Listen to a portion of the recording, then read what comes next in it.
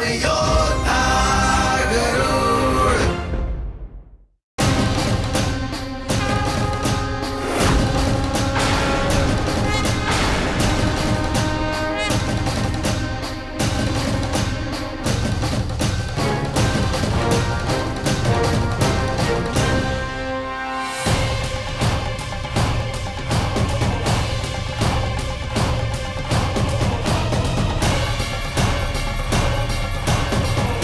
पुनः छल हुआ हमारे साथ। इसका अर्थ देवी मोहिनी विष्णु है।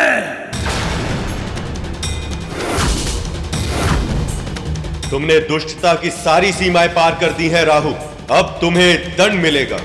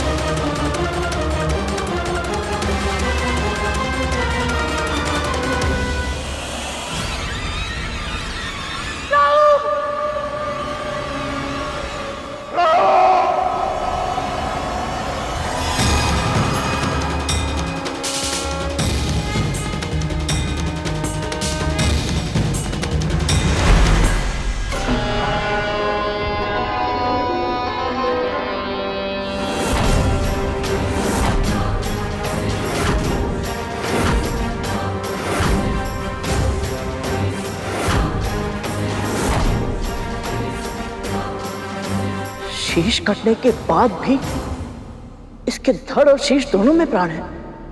मां, ये कैसे संभव है? वो इसलिए कर क्योंकि अमृत के एक बूंद को उसने पी लिया है।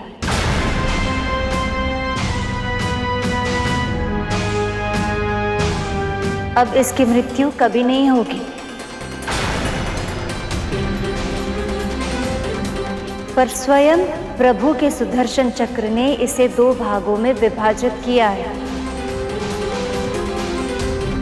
इसलिए अब पूरी सृष्टि में कोई भी कभी भी इसे जोड़ नहीं पाएगा। अब ये सदैव 2 भागों में विभाजित रहेगा। जिस प्रकार तूने स्वयं को 2 भागों में बांटकर मेरे साथ छल किया है, यदि फिर किसी के साथ ऐसा छल किया तो तू सदैव के लिए 2 भागों में बंट जाएगा और फिर तेरे दोनों भाग कभी एक साथ नहीं हो पाएंगे। ये मेरा श्राप है। इसे चेतावनी दी थी मैंने। यदि इसने धर्म के पथ को चुन लिया होता तो आज ये स्थिति नहीं आती। मुझे तो प्रभु के क्रोध से भय लग रहा है।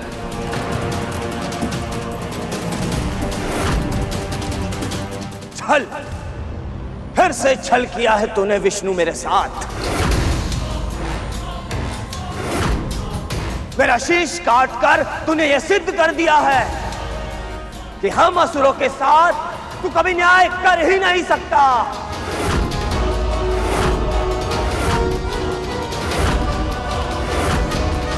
मूर्ख, कोई छल नहीं किया है मैंने, वही किया है जो तुम असुर सदैव करते आए। उत्तर दो, देवताओं को कैसे पराजित किया था तुमने?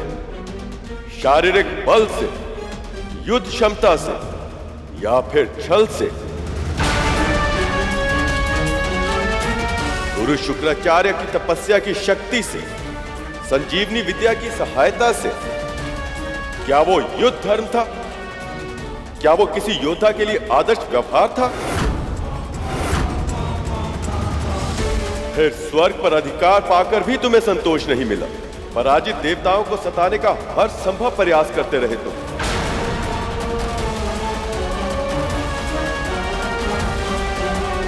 यहां तक कि अपनी मां समान देवी अदिति की तपस्या भंग करते समय उनके प्राण तक लेने का प्रयास किया। देवताओं की माता अदिति, ये भीषण तप अपने पुत्रों को स्वर्ग का सिंहासन पुनः दिलाने के लिए कर रही है, परंतु उन्हें यह स्मरण नहीं है कि हम उनका यह उद्देश्य कभी पूर्ण नहीं होने देंगे। ऐसे अधर्मियों का शासन स्वर्ग पर तो क्या, पूरे ब्रह्मांड में भी यदि कहीं होगा तो मैं उसका विरोध अवश्य करूंगा।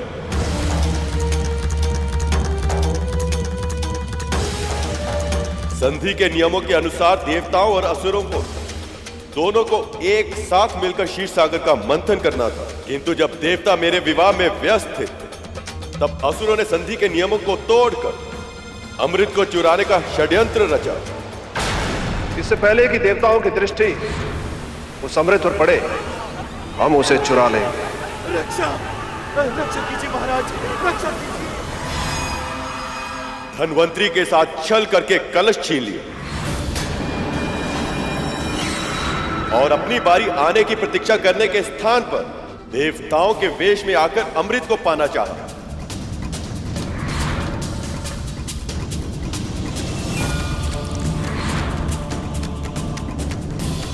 जो स्वयं छल पर छल करता आया हो, उसे दूसरों के कार्यों पर आपत्ति उठाने का कोई अधिकार नहीं।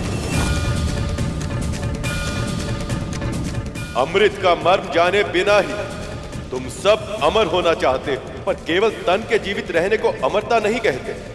सच्चे अर्थों में केवल वही प्राणी अमर होता है जो तन के ना रहने पर केवल अपने कर्मों के कारण अन्य प्राणियों के हृदय और मस्तिष्क में सदा सदा के लिए जीवित रहे।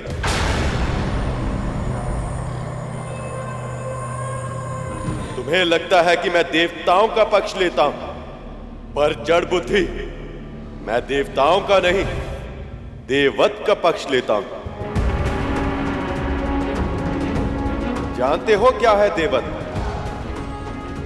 धर्म और सत्य के मार्ग पर चलना, मन में दया का व्यवहार रखना, दूसरों के साथ परोपकार करना और अपनी शक्ति सामर्थ्य का उपयोग संसार के कल्याण के लिए करना।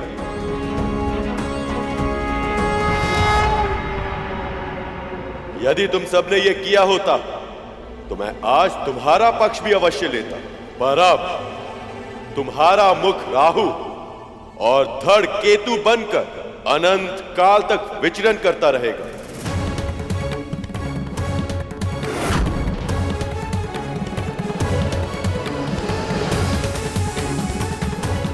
ताकि आने वाले समय में संसार को यह स्मरण रहे कि देववत के बिना अमृत को प्राप्त नहीं किया जा सकता।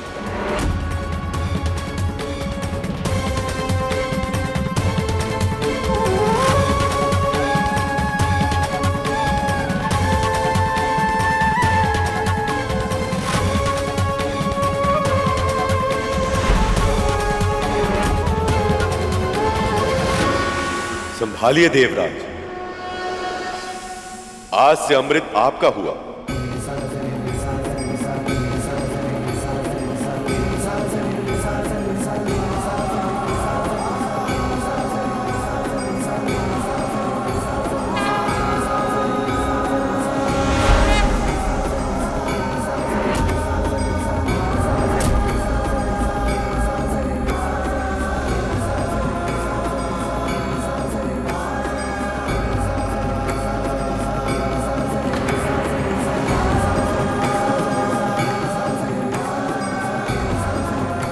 हे नारायण, आपने मेरे पुत्रों को अपना आशीर्वाद दिया, उनकी रक्षा की और उन्हें सामर्थ्यवान भी बना दिया, उन्हें अमर बना दिया आपने।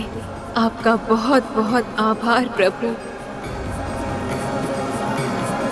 मेरी अनुपस्थिति का अनुचित लाभ उठाया देवताओं ने और नारायण ने भी इनका साथ दिया, पर मैं इतनी सरलता से पराजय स्वीकार नहीं करूंगा।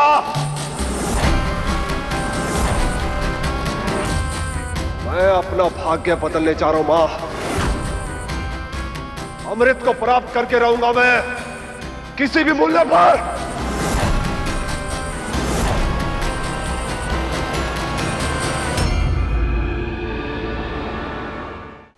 जिस क्षण की कल्पना खुली आंखों से स्वप्न देखने पर विवश कर देती थी, आज वो क्षण सत्य हो गया है। हमें अमृत मिल गया है, और ये सब केवल आपके कारण संभव हुआ है प्रभु।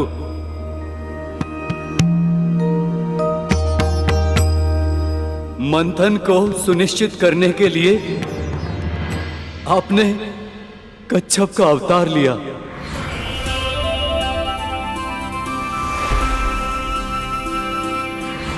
धर्म की रक्षा करने के लिए देवी मोहिनी का अवतार लिया।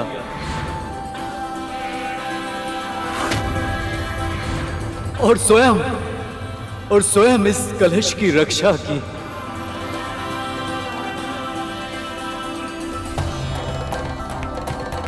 और हमें अमृत का पान कराया। आप धन्य हैं नारायण, आपका कोटि कोटि आभार।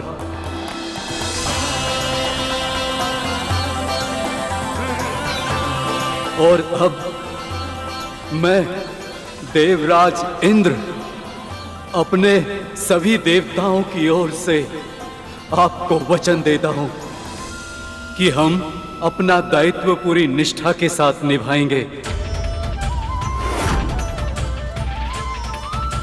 और समाज के कल्याण के लिए अपने जीवन को समर्पित कर देंगे। आप सबसे यही अपेक्षा है। आप अपने निश्चय में सफल रहे।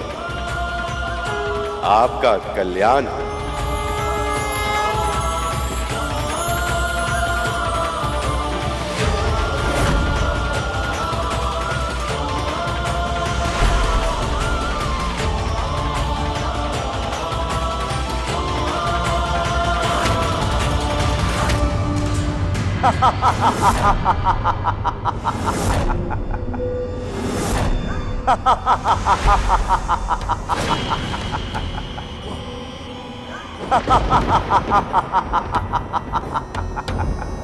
तुम्हें क्या लगा तुम विजयी हो गए हो?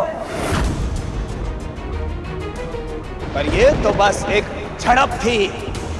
देवासुर संग्राम तो अभी शेष है और निरंतर चलता रहेगा अनंत काल तक, क्योंकि अब केवल तुम ही नहीं, मैं भी अमर हूं। अमर।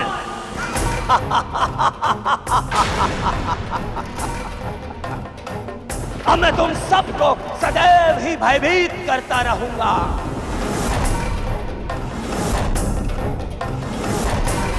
सूर्य और चंद्र ने मेरा भेद खोला था ना, अब मैं उन दोनों के चारों ओर चक्कर लगाता रहूंगा और जैसे ही मुझे अवसर मिलेगा मैं उन्हें निगल जाऊंगा।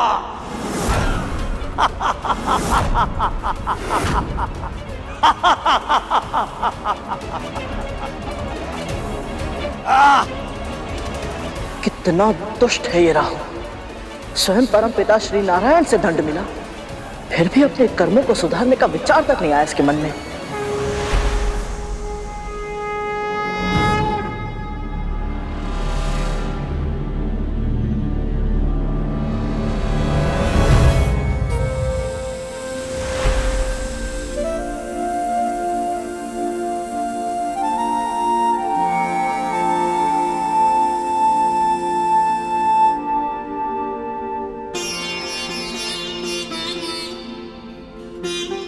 जिसके मन में अपने कर्मों को सुधारने का विचार आ जाए, वो असुर कैसे हो सकता है कभी? प्रभु, आपका ये मोहिनी अवतार अपने उद्देश्य में सफल रहा। बहुत बहुत बधाई हो प्रभु।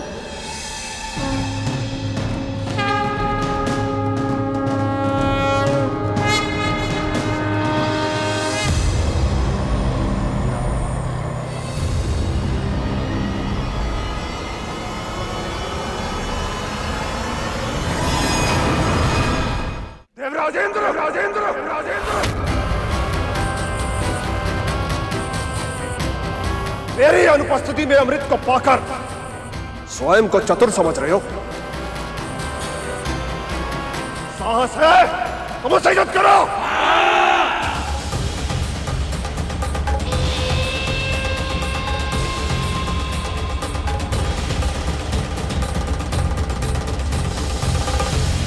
आपने इन असुरों को कितने अवसर दिए, कितनी बार समझाया, कितनी बार इनके अपराधों को क्षमा किया, परंतु ये असुर ये समझना ही नहीं चाहते कि अमृत के योग्य ही नहीं। और आपके निर्णय के बाद भी अमृत छीनने के लिए इन्होंने देवताओं पर आक्रमण किया। प्रभु मुझे आज्ञा दीजिए, मैं इस युद्ध में भाग लेकर अमृत की रक्षा करना चाहता हूं और आपके निर्णय के अपमान का परिणाम इन असुरों को भोगना ही होगा। आज्ञा दीजिए प्रभु। अमृत की एक भी बूंद ऐसे किसी भी प्राणी को नहीं मिलनी चाहिए जो इसके योग्य ना हो। जाओ कर, धर्म युद्ध तुम्हें पुकार रहा।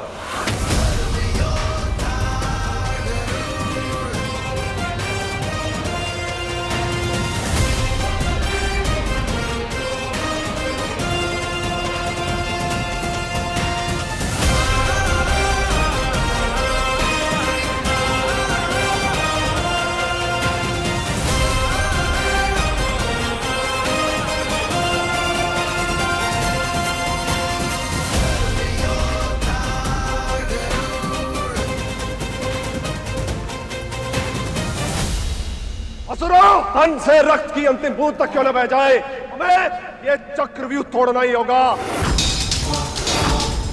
अमृत को किसी भी मूल्य पर पाने का प्रयास करो। आसुरी शक्ति की, आसुरी शक्ति की।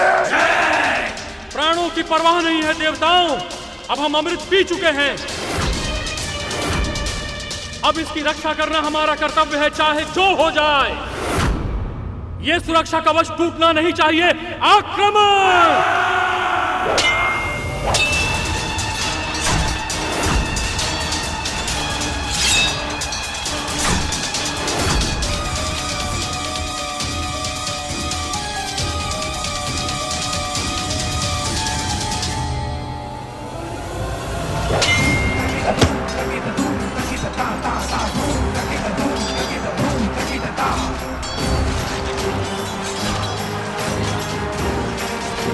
काहू को मिले दंड को देखकर असुर अपनी प्रवृत्ति के कारण अपना ही नाश करने पर तुले हैं।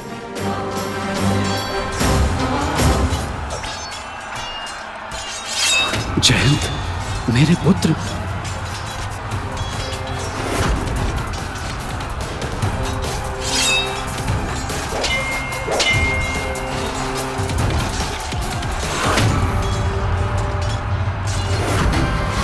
अपने पुत्र को कोई हानि नहीं पहुंचने दूंगा मैं।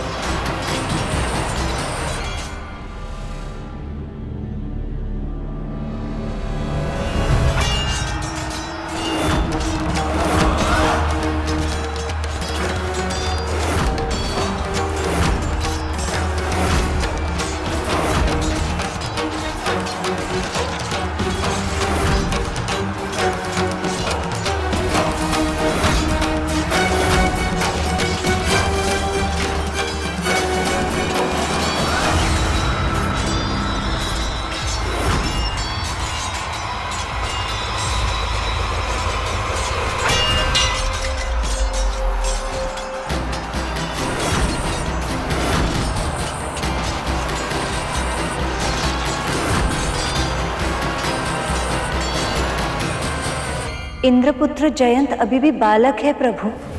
एक बालक पर वार करके बलि ने युद्ध के नियमों का उल्लंघन किया है। प्रभु, अब देवराज इंद्र क्या करेंगे? अपने पुत्र की रक्षा या अमृत की?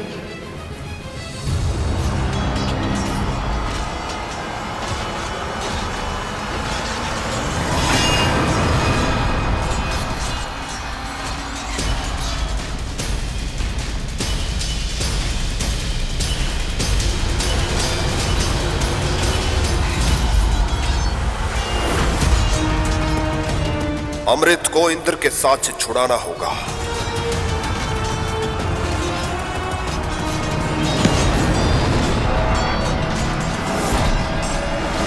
यदि अमृत गिर गया तो अनर्थ हो जाएगा।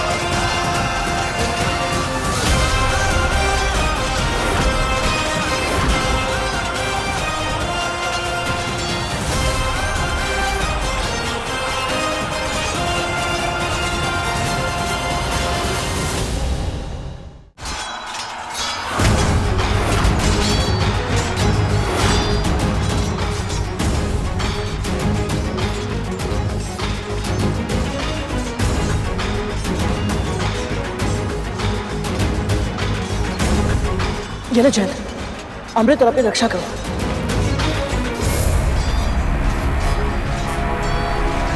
अमृत कलश अपने हाथों में लेने के बाद भी गरुड़ के मन में इसे पीने का विचार नहीं आया।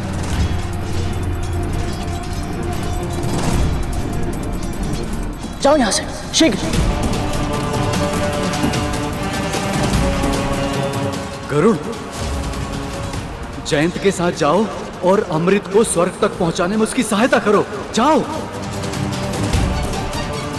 देवराज, आप सच में चाहते हैं कि मैं अमृत लेकर जयंत के साथ जाऊं? हाँ गरुड़, जयंत अभी छोटा है और उसे तुम्हारी सहायता की आवश्यकता होगी और मुझे तुम पर पूरा विश्वास है। अब परीक्षा होगी गरुड़ के व्यक्तित्व की। क्या इस विश्वास का सम्मान कर पाएगा या अमृत के लालच में अमृत का पान कर लेगा? अब शीघ्रता करो और जाओ यहां से, जाओ। जो आ गया, चलो जयंत।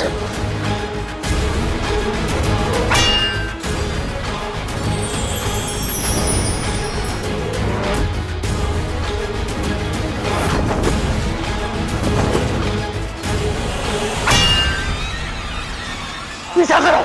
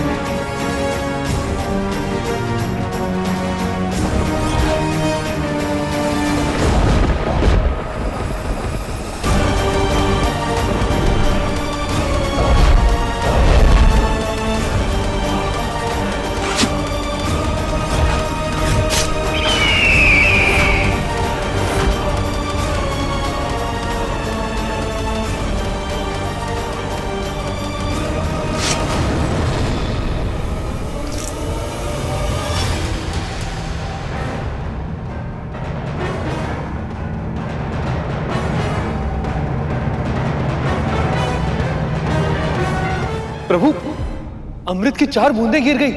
ये भी विधाता की योजना का भाग है शेष। भारत खंड के 4 नगर हरिद्वार, प्रयाग, उज्जैन और नासिक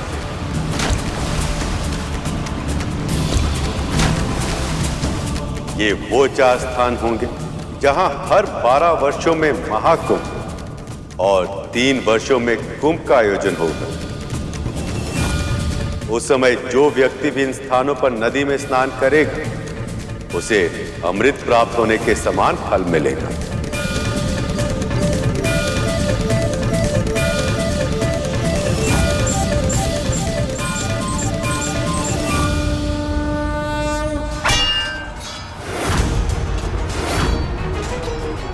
बस बहुत हो चुका। अब इस युद्ध को समाप्त करना ही होगा। वज्र का प्रयोग अब करना ही होगा मुझे।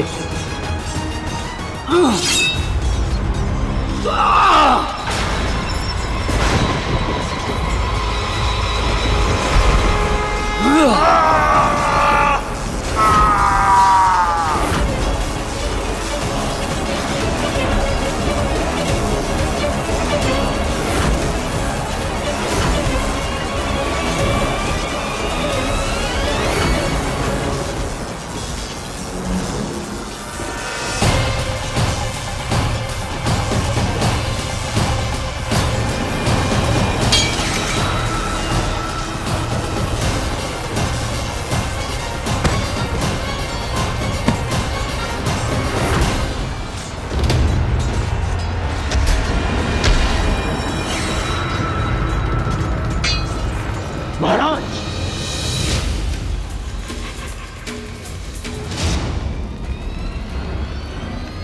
महाराज बलि अचेत हो गए हैं। विजय श्री हमारी हुई। देवराज इंद्र की, देवराज इंद्र की, देवराज इंद्र की, देवराज इंद्र की।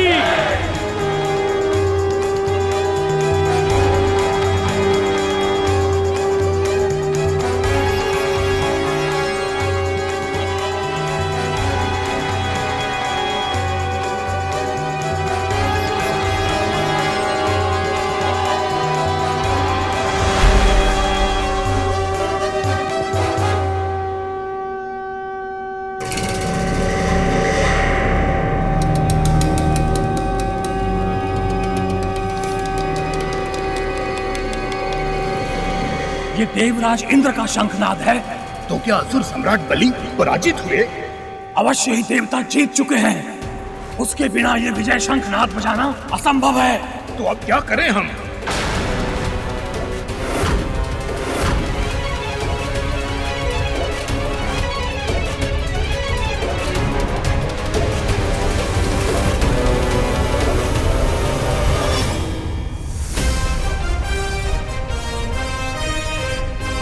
ये तो वही पक्षी है जिसने सेनापति वज्रांग की पूरी सेना को हरा दिया था और मंदराचल पर्वत को अकेले ही उठा लिया था। हे महादेव, हम इनका सामना कुछ असुरों के साथ कैसे कर पाएंगे? भागो, अपने प्राण बचाओ।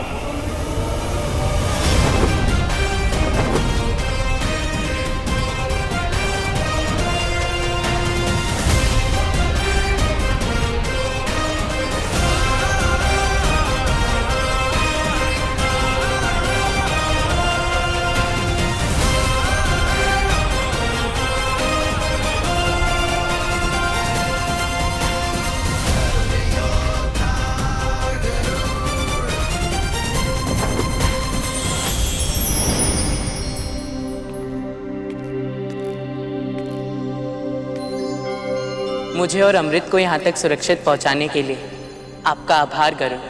आभार की आवश्यकता नहीं है जैन, ये तो मेरा कर्तव्य था। चलिए इसे सुरक्षित भीतर रख देते हैं। नहीं जैन, स्वर्ग में प्रवेश करने का अधिकार अब तक मैंने अर्जित नहीं किया है। मेरा कर्तव्य तो बस तुम्हें और अमृत को यहाँ सुरक्षित पहुँचाना था, तो मुझे लौटना होगा। सचमुच आपकी कर्तव्य निष्ठा अद्भुत है गरुड़।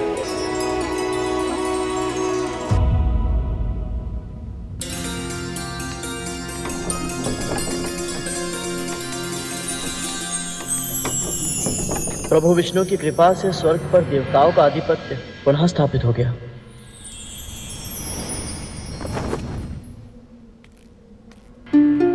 इस अमृत को किसी सुरक्षित स्थान पर रखना होगा।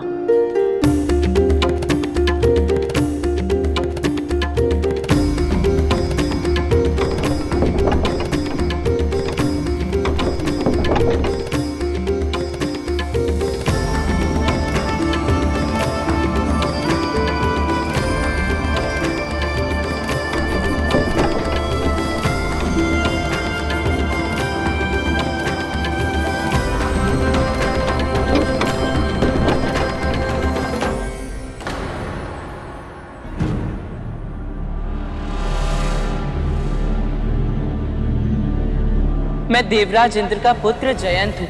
अमृत को सुरक्षित रखने आया हूँ। कृपया मुझे अंदर प्रवेश करने की अनुमति दें।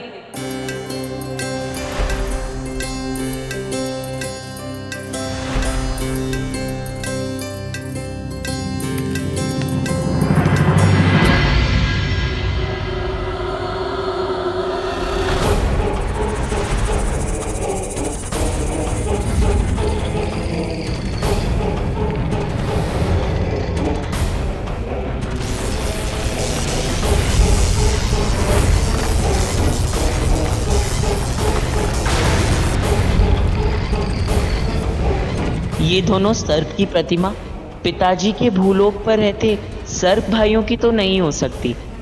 अवश्य इन्हें स्वर्लोक की सुरक्षा के लिए बनाया गया है।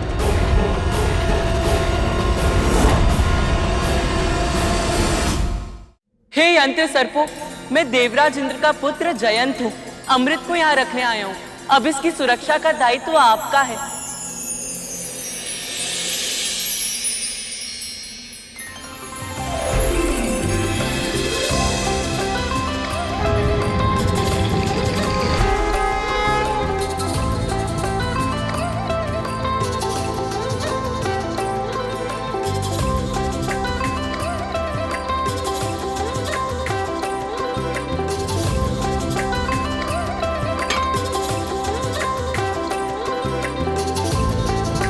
अब अमृत सुरक्षित हुआ।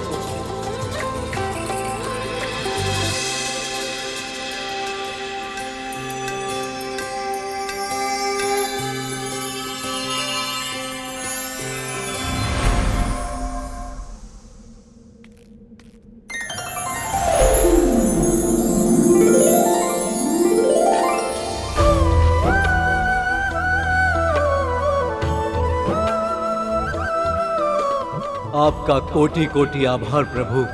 श्रीहीन, भाग्यहीन, परम दुख की अवस्था में हम देवता व्याकुल थे और ऐसी स्थिति में आपने हमारी पुकार सुनी। हम पे कृपा करके क्षीर सागर के मंथन जैसे असंभव कार्य को संपन्न किया। हम तो बस माध्यम थे प्रभु। ये विजय तो आपकी ही है। विनाश के मुहाने पर खड़े इस संसार को नया जीवन दिया है आपने। अनंत प्राणियों की रक्षा की है। आपकी जय हो प्रभु। आपकी सदा ही जय।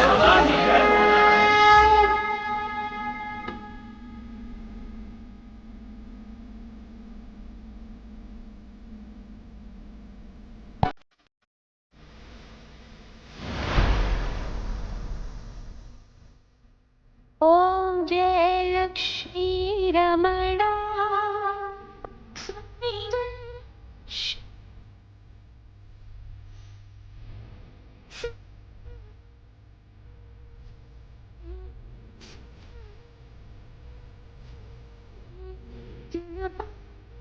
हरे ओम जय श्री रमणा।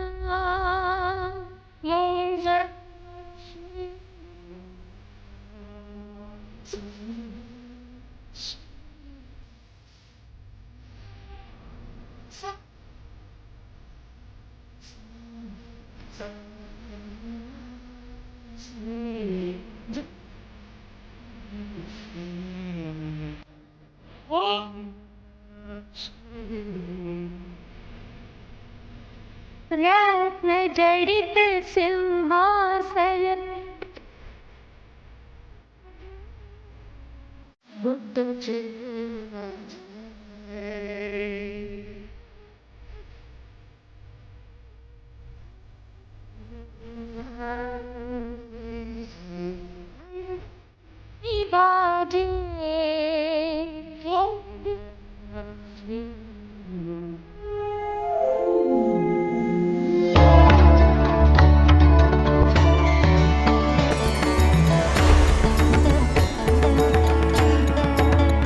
गणेश, नारद, सखा, ब्रह्मदेव, गुरु बृहस्पति और आप सभी देवी देवताओं को मेरा बहुत बहुत आभार।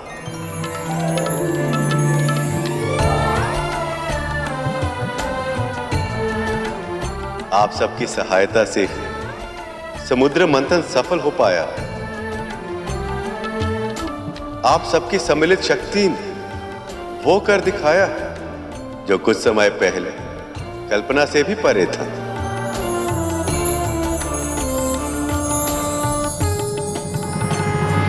सत्य कहा था माँ ने। ये सब किसी स्वप्न जैसा ही तो है। इतने समय तक वैकुंठ में रहने के बाद यहाँ से लौटने का तनिक भी मन नहीं कर रहा, परंतु माँ को अकेले भी तो नहीं छोड़ सकता।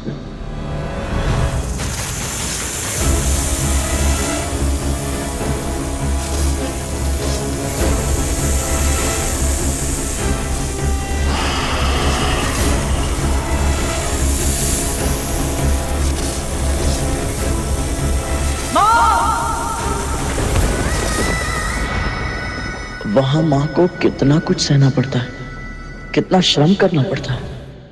और इस मंथन में मंदराचल का योगदान कोई चाहे भी तो भूल नहीं सकता। अब आप अपने मूल स्थान पर लौट जाएं। मैं आपको यह आशीर्वाद देता हूं कि आपकी सतह पर सदैव दुर्लभ से दुर्लभ जड़ी बूटियां और औषधीय पौधे उगते रहेंगे, जो अनंत काल तक मानव जाति की सेवा करेंगे, और उसके कारण कोई भी पृथ्वीवासी आपको कभी भूल नहीं पाएगा। अनंत काल तक यश और सम्मान के पात्र होंगे आप।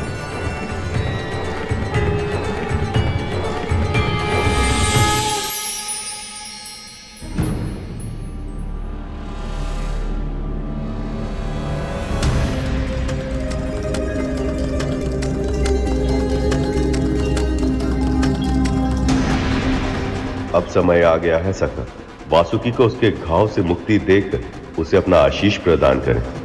अवश्य सखा।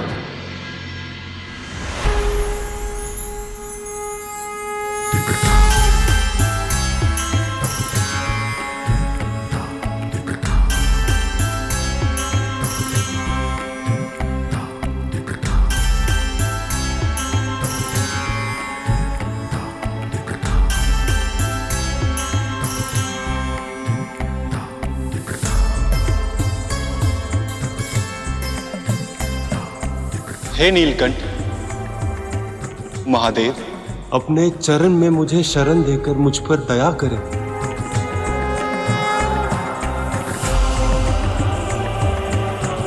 उठो वासुकी, उठो।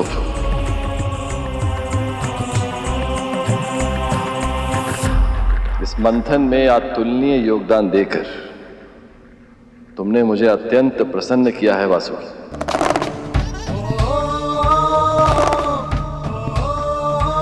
अब से तुम्हारा स्थान मेरे चरणों में नहीं, ऊपर है, बहुत ऊपर। प्रभु,